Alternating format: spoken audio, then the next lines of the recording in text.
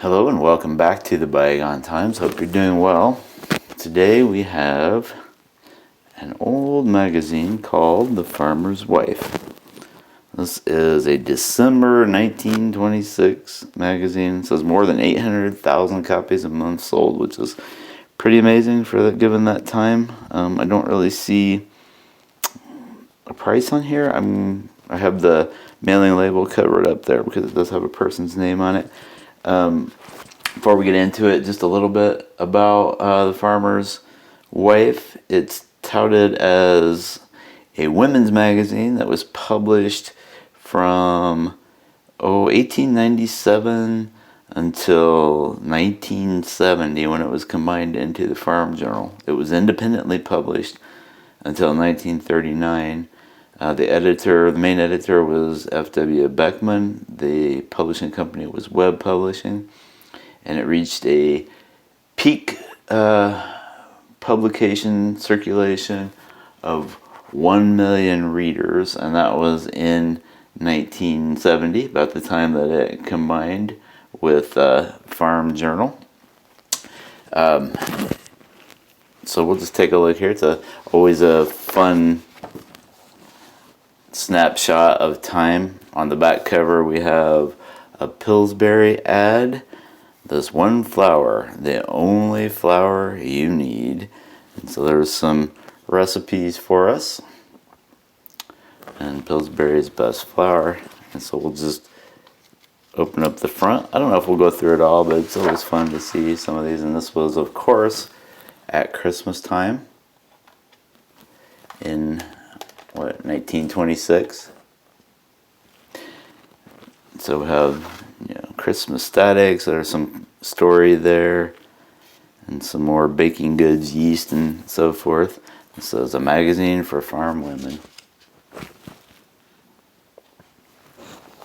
And then on the next page we have a continuation of the story, another Christmas story, byline. So these were pretty healthy stories. Some articles, how women succeed, showing baking, definitely different times. More stories.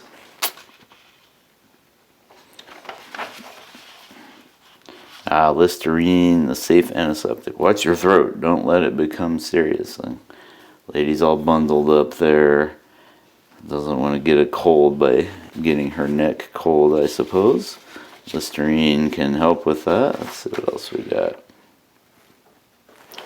Some notes about what a child's breakfast should be. Enjoy the winter in Southern California. Some dye ads, cough drops. There's a grave vault ad, so what woman doesn't need to keep that in mind?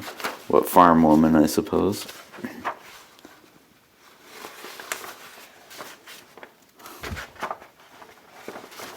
Girl Scout article. There's some more ads. So buy direct from the mill, a 6-room home for $1,764, which I assume was a lot of money in 1926. There's a Mayfair pattern by William Rogers and Son.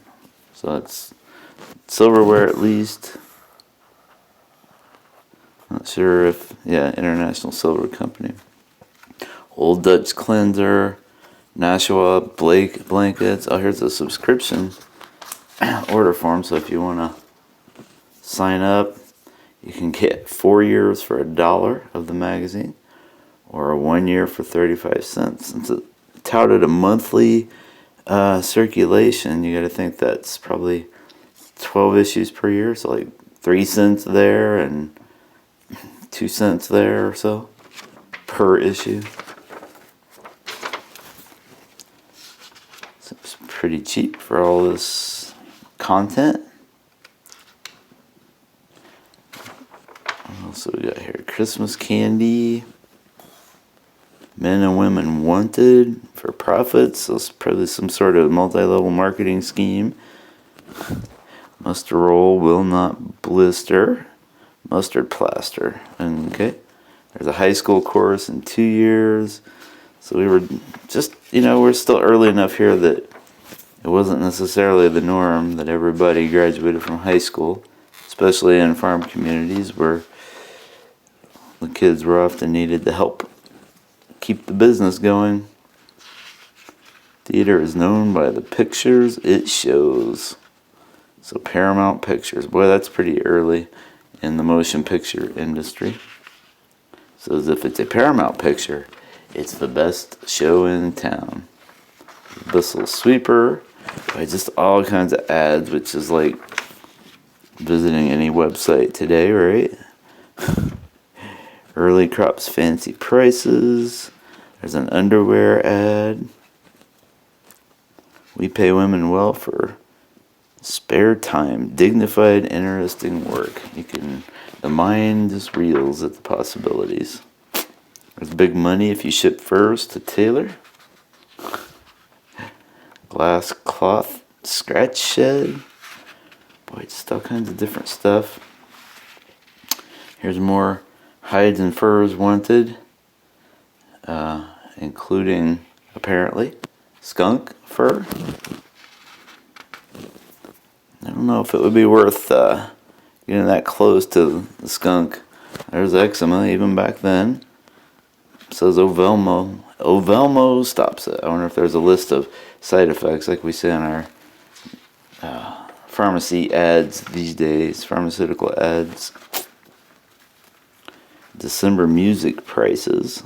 So there's some sheet music at 40 cents per copy. I think that's sheet music. And there is popular songs and vocal selections.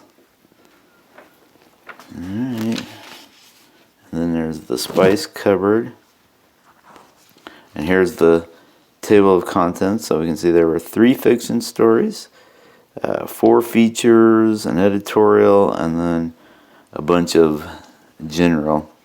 And these pages are numbered, as you might see, pretty high. So 600, so 500 and some. So apparently a continuation of the numbering from earlier in the year. So I'll hide that mailing label again here as we finish up.